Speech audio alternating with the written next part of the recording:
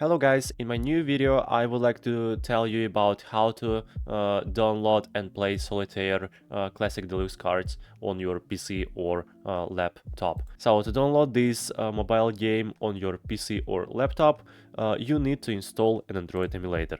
You can use any Android emulator, for example LD Player as me, or another one, BlueStacks for example. Now I wanna show you how to download it. All you need to do is just type in the search box the name of the necessary Android emulator, for example LD Player. Just go to their official website and install it. So here is the button, just click on it and download it on your PC. Of course, run the installer, and after that you'll find this emulator on your desktop. And finally you can start using it. So it's a virtual mobile phone, and of course you can install any Android applications on it. All you need to do is just open up Play Store and find the necessary game right here. I advise you to use this one because this is a new game, and by the way this game has a pretty good rating.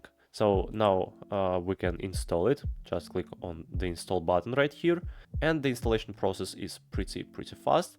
The game is already installed. Now let's click on play, and that's all.